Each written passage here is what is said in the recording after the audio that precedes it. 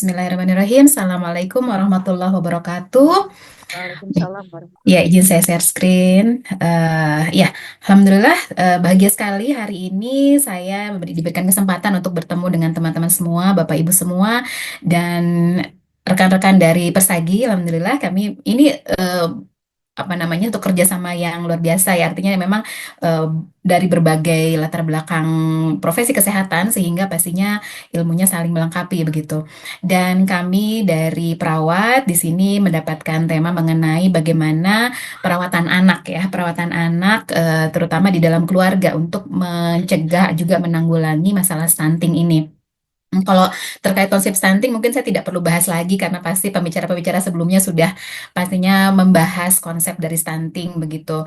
Karena memang kita langsung saja kepada apa sih yang harus kita lakukan atau apa sih yang bisa dilakukan di dalam keluarga begitu di dalam mencegah juga menanggulangi masalah stunting ini begitu. Karena ini tahun 2024 di mana eh, pastinya dulu target kita di tahun 2024 ini sudah turun sampai 14% ya. Nanti akhir tahun ini kita harus evaluasi apakah betul bisa mencapai target seperti itu. Jadi kami ingin menyoroti bahwa memang manajemen stunting ini harus berbasis family centered care. Dari konsep keperawatan anak memang dalam merawat seorang anak itu memang harus berbasis family centered care. Artinya memang harus melibatkan keluarga begitu karena memang keluarga ini adalah lingkungan yang terdekat bagi anak-anak. Ya, kalau tadi ada quotes-quotes yang disampaikan oleh baik MC maupun moderator bahwa saya juga ingin mengutip ini saya ambil dari Al-Qur'an ya bahwa memang kita janganlah kalian meninggalkan generasi yang lemah. Itu yang menjadi satu dasar pemikiran kita memang tidak boleh meninggalkan generasi yang lemah seperti itu. Nah, stunting ini apabila tidak ditanggulangi, ya akhirnya generasinya lemah gitu. Apa yang terjadi dengan Indonesia ini apabila generasi selanjutnya adalah generasi-generasi yang lemah begitu. Karena memang dampak stunting ini bisa irreversible atau tidak bisa diperbaiki kembali jika tidak ditanggulangi bahkan tidak dicegah seperti itu. Karena sebenarnya stunting ini bisa dicegah. Stunting ini bisa dicegah karena sebenarnya deteksinya itu dari mulai kandungan pun sudah mulai bisa dilihat. Oleh karena itu tadi saya sangat menarik sekali materi dari Ibu Eva ya, Ibu Midan Eva di situ memang menyoroti bagaimana ANC gitu. Tadi ini kalau saya perhatikan tadi saya menyimak materi dari Ibu Eva memang kita agak sedikit nyambung ya karena memang di anak bayi dan anak ini tidak bisa dilepaskan gitu ya. Ibu hamil, bayi dan anak tidak bisa dilepaskan. Karena memang tadi ANC tadi memang sangat penting. Nah, disinilah atau apa namanya deteksi dini stunting itu dimulai begitu. Apabila ibu-ibu ini melakukan ANC dengan baik, pastinya bisa dicegah karena dari pemeriksaan USG misalnya itu kita sudah bisa melihat begitu dari ukuran tulang femur itu ukuran itu sudah bisa terdeteksi bahwa ini anak ini ada potensi menjadi stunting atau tidak gitu. Sehingga kalau ibu-ibu ini sudah bisa mendapatkan ANC yang baik begitu dan memang kalau misalnya oh ini dideteksi ada nih kepotensi untuk ke sana sehingga ya, ini bisa dilakukan pencegahan-pencegahan sehingga pada saat lahir kemudian dibesarkan itu tidak mengarah ke stunting. Kemudian kalau dari teori-teori kan memang untuk dinamakan stunting itu apabila sudah 2 tahun gitu sehingga ada waktu untuk mengejar gitu. Apabila pada saat lahir kemudian di bulan-bulan awal pertama itu ada deteksi ke sana gitu, itu bisa dicegah sehingga bisa dikejar sehingga pada saat 2 tahun dia tidak terbebas dari stunting gitu. Karena memang periode kritis tumbuh kembang anak itu dimulai sejak 1.000 hari pertama kehidupan, yaitu memang sejak konsepsi dimulai gitu. Nah, di situ sudah mulai harus dimonitor gitu ya, bagaimana stunting ini bisa dicegah begitu. Dan karena tadi keluarga adalah lingkungan terdekat pada anak-anak, memang maka family center care inilah yang harus dikembangkan untuk manajemen stunting, baik pencegahan maupun pengendalian gitu. Pemberdayaan keluarga, Bapak Ibu. Nah, ini yang mungkin PR kita juga begitu bahwa belum semua keluarga di Indonesia ini mungkin memiliki pengetahuan yang cukup, memiliki juga akses yang baik terhadap pelayanan kesehatan begitu sehingga inilah mungkin PR kita sebagai mungkin tenaga kesehatan bagaimana memberdayakan keluarga ini supaya dia bisa memiliki pengetahuan yang cukup juga bisa memanage keluarganya supaya terbebas dari stunting seperti itu. Nah, kalau kita berbicara mengenai family center care, maka kita juga tidak jauh maupun tidak bisa melepaskan dari pola asuh keluarga. Pola asuh keluarga itu tentu saja aspeknya banyak, Bapak Ibu. Dalam hal ini saya ingin menyoroti tiga saja. Dari komunikasi, kemudian pemenuhan gizi, dan pencegahan infeksi. Yang merupakan ini juga salah faktor-faktor yang bisa mempengaruhi juga kejadian stunting, begitu. Yang pertama adalah komunikasi. Nah, ini kenapa komunikasi ini sangat penting? Karena banyak sekali keluarga-keluarga di Indonesia ini pasangan-pasangan yang siap menikah tapi belum siap membangun keluarga. Artinya dia berfokus setelah menikah itu ya happy-happy suami istri saja gitu. Dia belum membicarakan masalah bagaimana nanti membangun keluarga, bagaimana merencanakan kehamilan, itu belum semuanya terpikir sampai sana begitu. Karena memang kehamilan ini memang sebaiknya direncanakan. Sebaiknya direncanakan karena apa? Karena memang ibu hamil harus sehat seperti itu. Ibu hamil harus sehat, ibu hamil juga harus memiliki dukungan yang baik. Nah, apabila komunikasi ini tak terjalin antara seorang suami dan istri ini, biasanya di perjalanannya bisa mendapatkan beberapa kendala atau hambatan seperti itu. Maka perencanaan kehamilan ini juga penting gitu.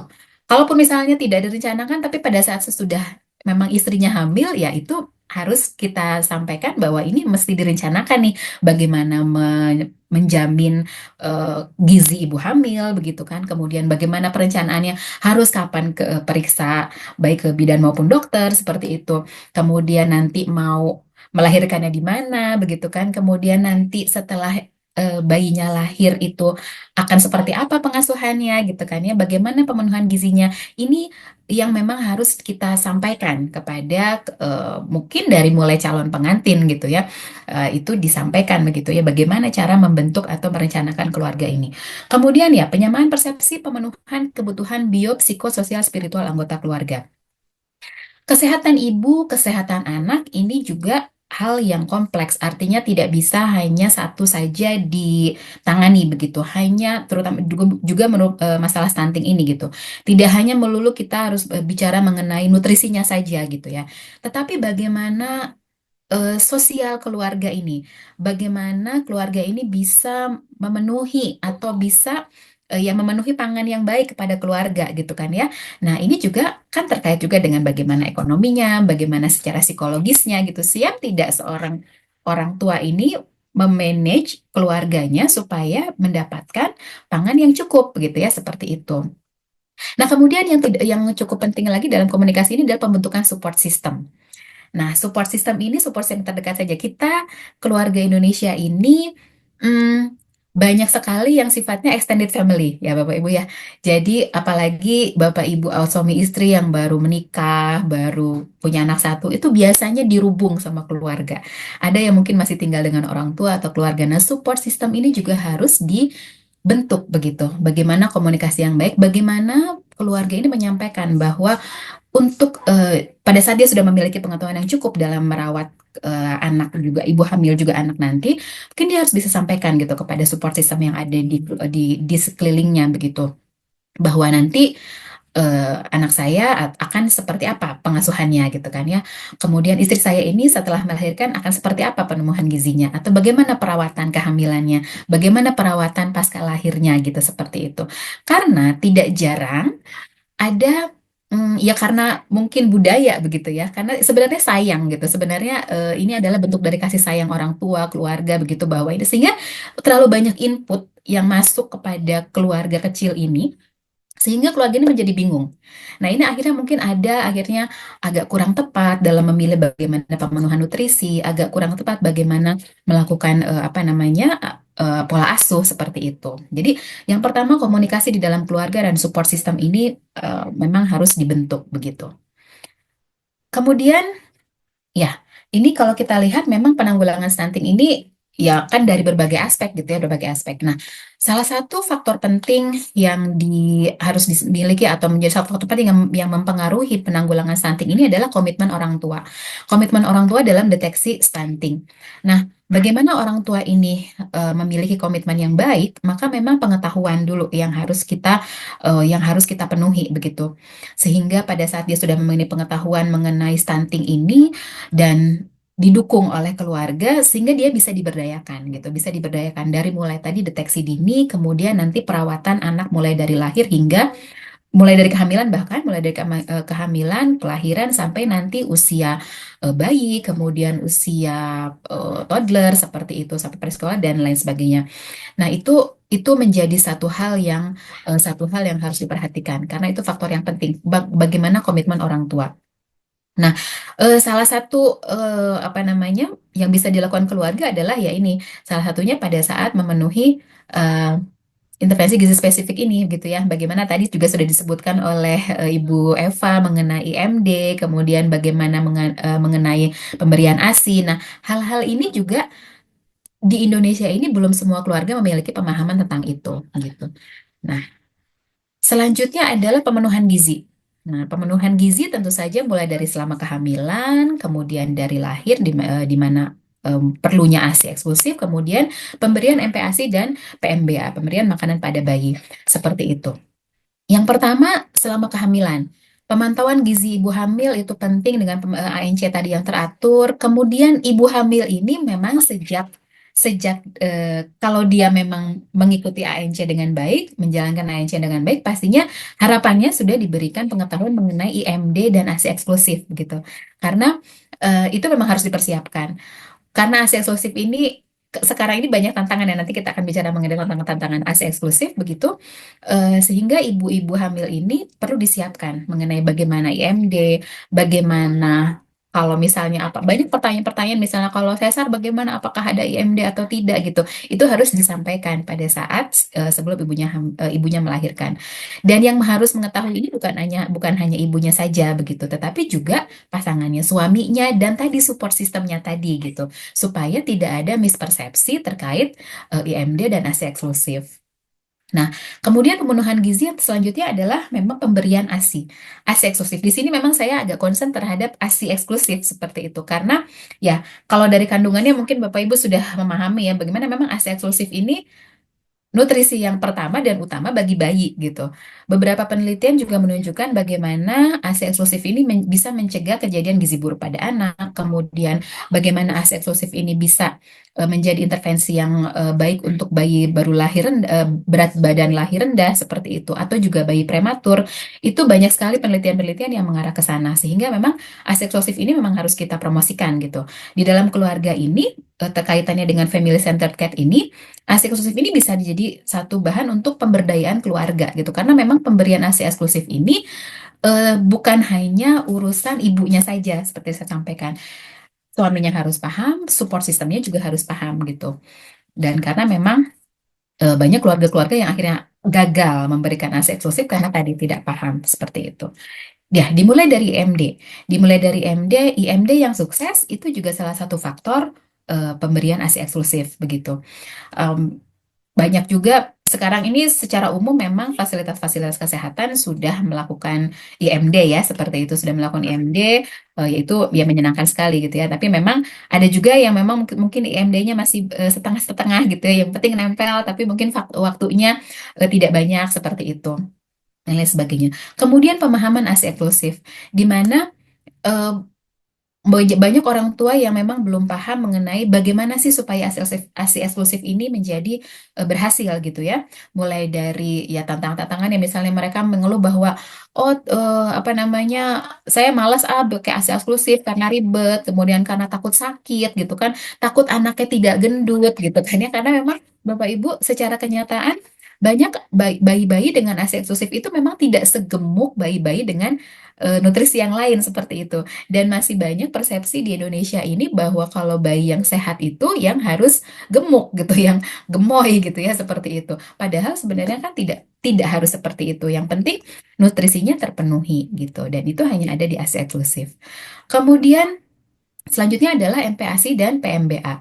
Di sini penting juga diberikan pemahaman mengenai pengenalan jenis makanan untuk MPASI, kemudian bagaimana membentuk pola makan. Ya, kita lihat mengenai ASI eksklusif.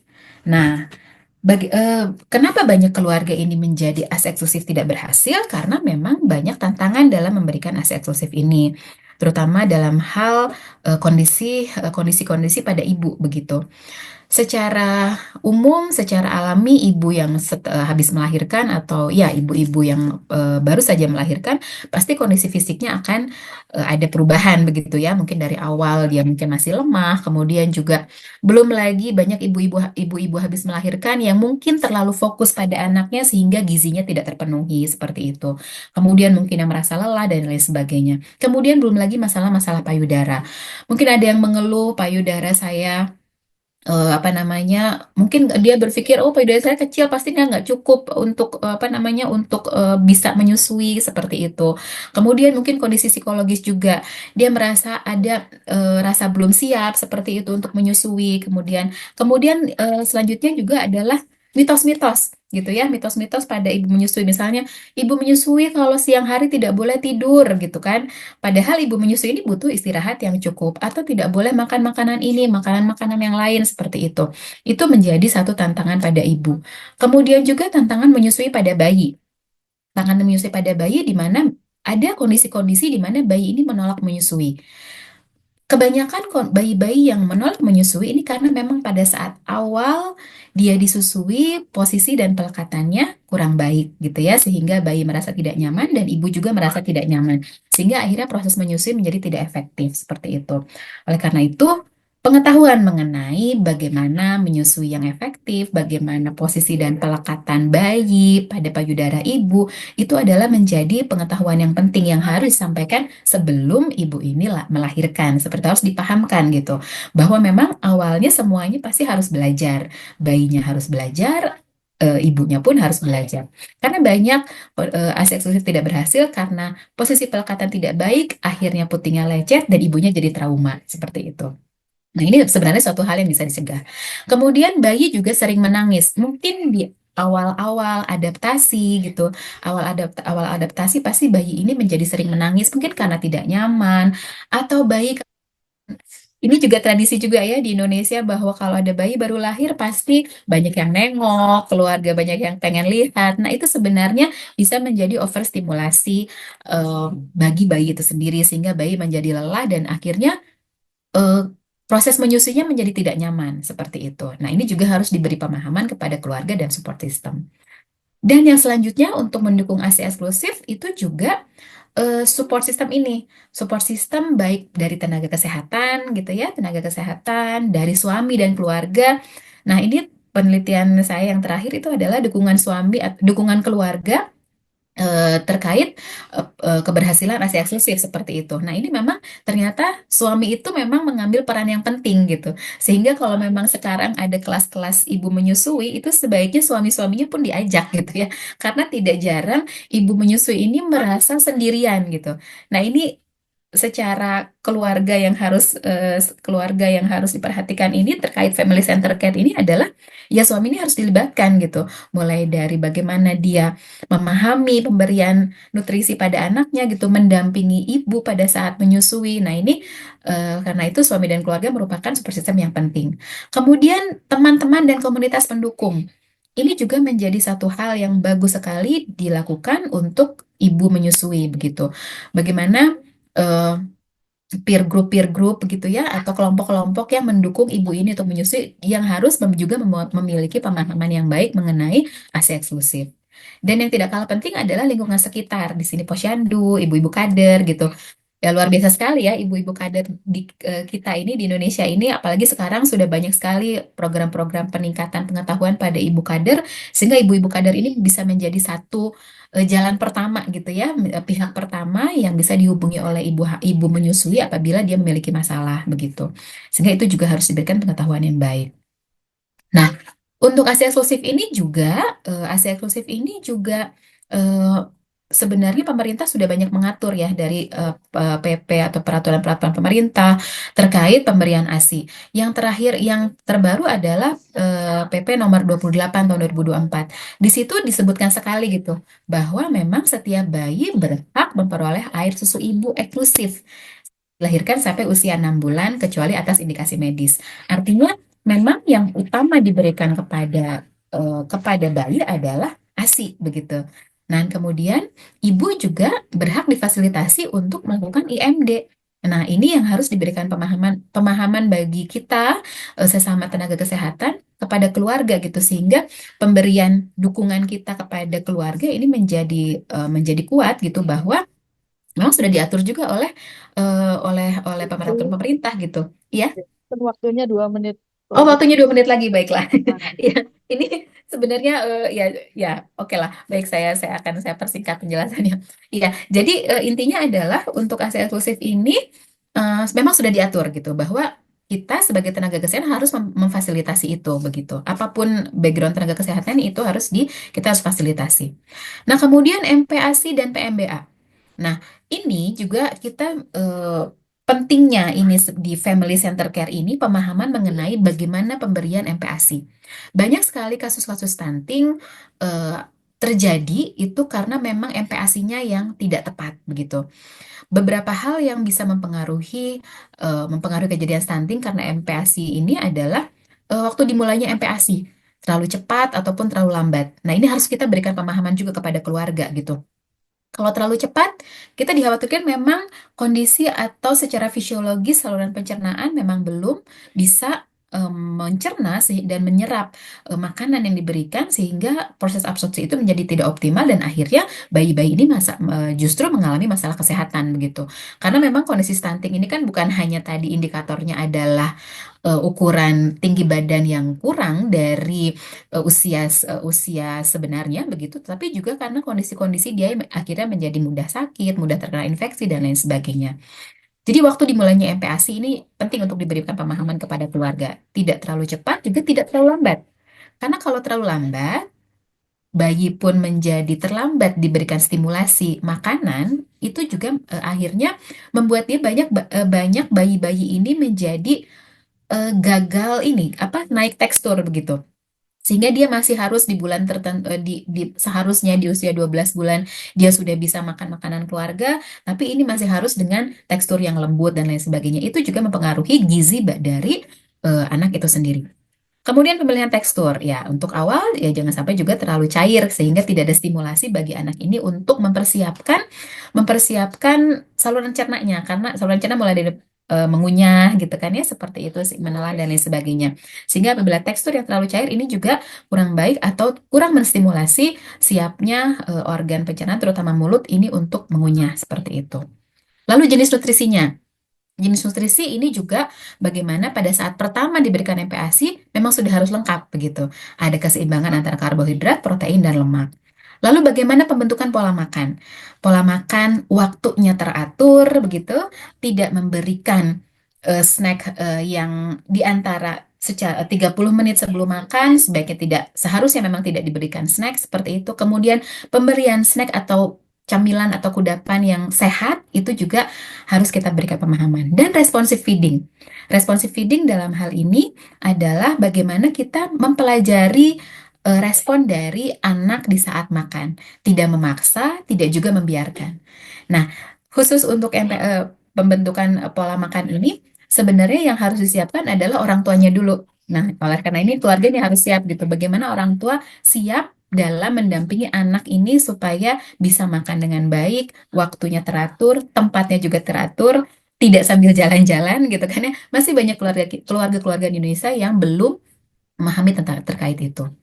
Dan yang terakhir adalah pencegahan infeksi. Ya, pencegahan infeksi sangat penting sekali karena anak stunting ini memang mudah sekali terkena infeksi.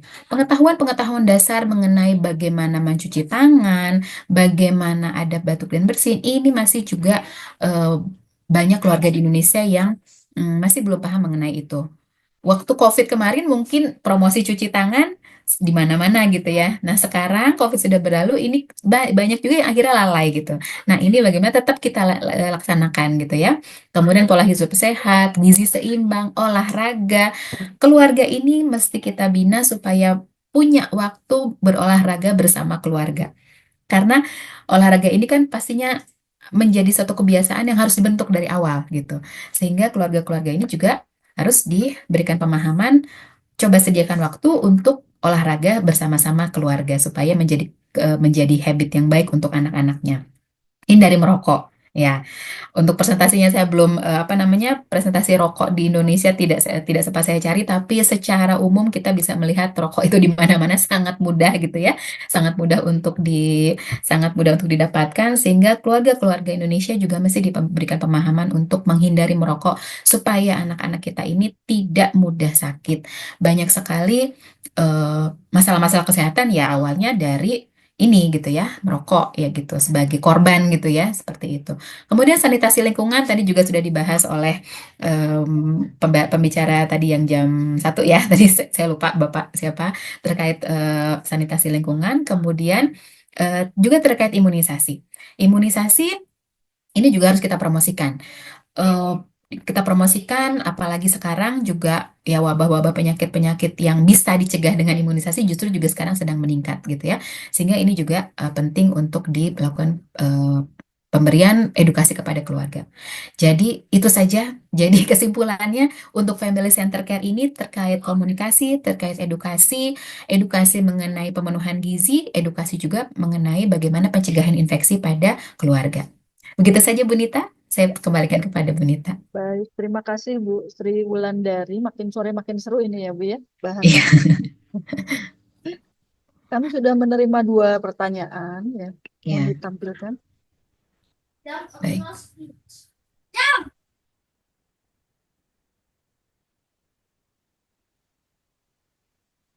Iya, pembagian peran ya. Iya. Iya, yang pertama Bu Sri dari Ibu Iya. Diah Mustika.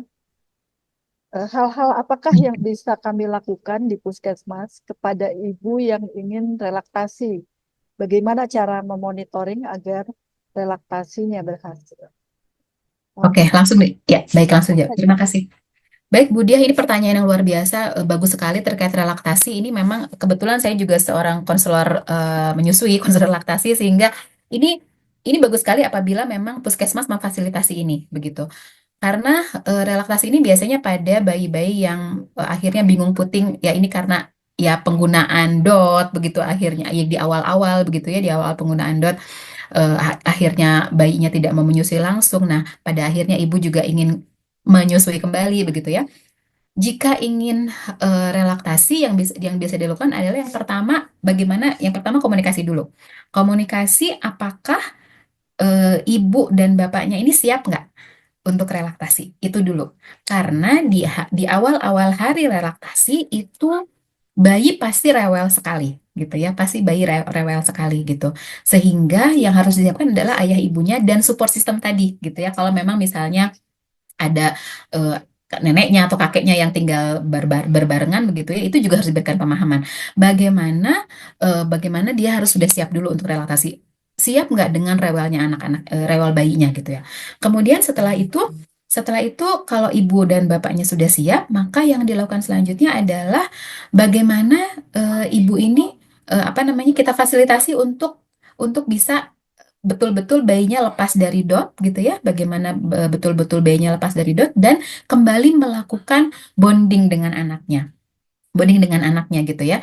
Bonding dengan anaknya, bonding dengan bayinya, walaupun mungkin awalnya menolak gitu ya, bagaimana kita menciptakan bonding antara bayi dengan ibu. Kalau misalnya di puskesmas, kalau memungkinkan dan kalau memang sudah ada konselor laktasi akhirnya dan sudah belajar laktasi itu sudah bagus sekali. Dan kalau memungkinkan di puskesmas yang ada rawat inapnya, ibu ini juga bisa ditawarkan untuk dirawat dulu gitu. Dirawat inap beberapa hari untuk tadi penciptaan bonding antara bayi dengan ibunya gitu ya seperti itu. Sehingga itu kalau misalnya memang ada rawat inap itu bagus banget gitu ya. Bisa supaya kaitannya dengan monitoring gitu. Kaitannya dengan monitoring, akhirnya kita bisa memonitor bagaimana sih anak ini apa namanya pelekatan dengan ibunya gitu ya. Apakah sudah mulai nyaman dengan ibunya gitu kan ya. Karena memang kunci penting untuk relaksasi adalah bayi mau dekat lagi dengan ibunya gitu. Seperti itu. Kalau dia sudah mau balik lagi ke pelukan ibunya, insya Allah relaksasi ini akan lebih mudah gitu. Seperti itu. Jadi hal-hal yang bisa dilakukan di puskesmas adalah eh, ada tim di puskesmasnya dulu yang pelatihan untuk relaksasi dulu gitu. Kalau sudah ada itu lebih memudahkan. Kemudian kalau ada rawat inapnya itu juga bisa menjadi satu pilihan. supaya ibu ini tidak merasa sendiri gitu. Kalau misalnya di pulang ke rumah kan mungkin dia bingung atau apa gitu kalau bayinya nangis atau gimana gitu ya. Nah, bagus juga untuk dirawat dulu di puskesmas, kemudian dimonitor.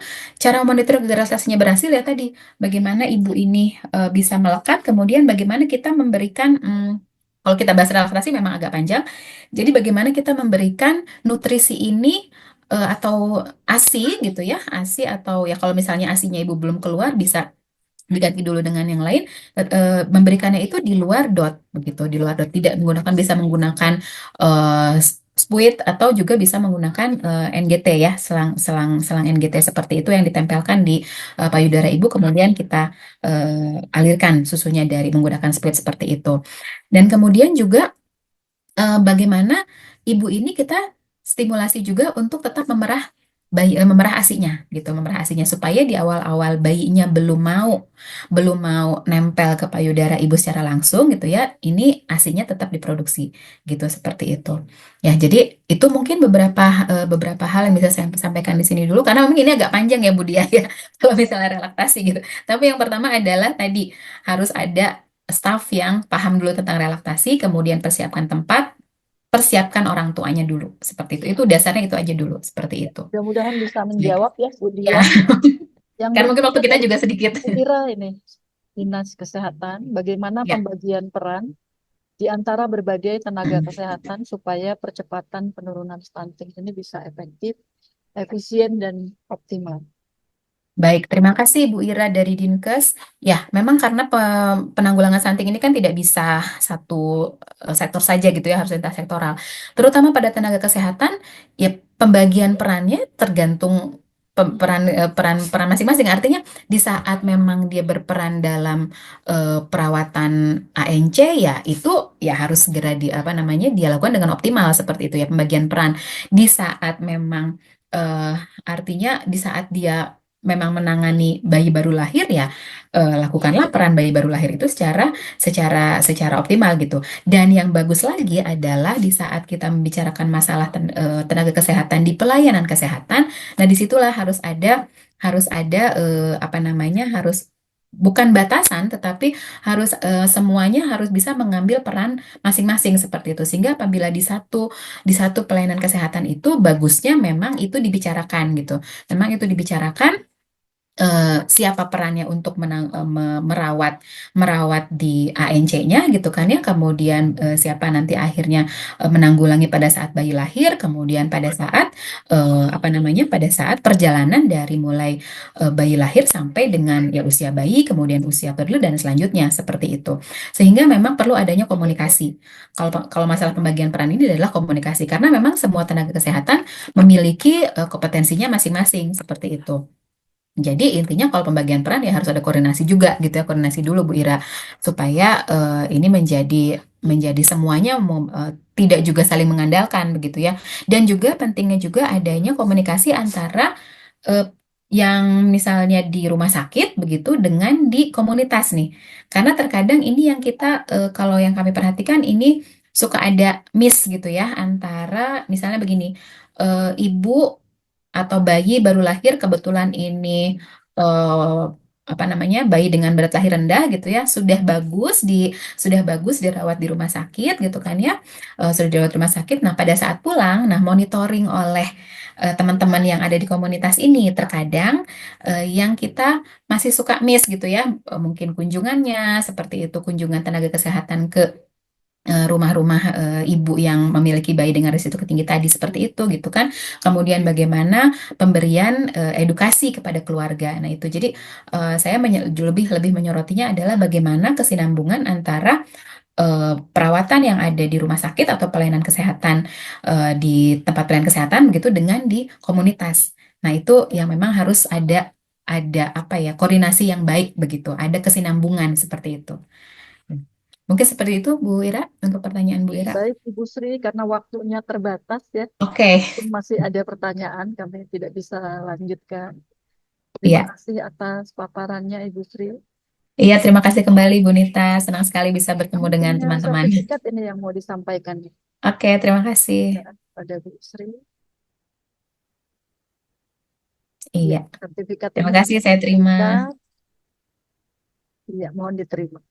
Iya, Alhamdulillah terima kasih sekali Bu Nita dan teman-teman. Saya tutup. Assalamualaikum warahmatullahi wabarakatuh.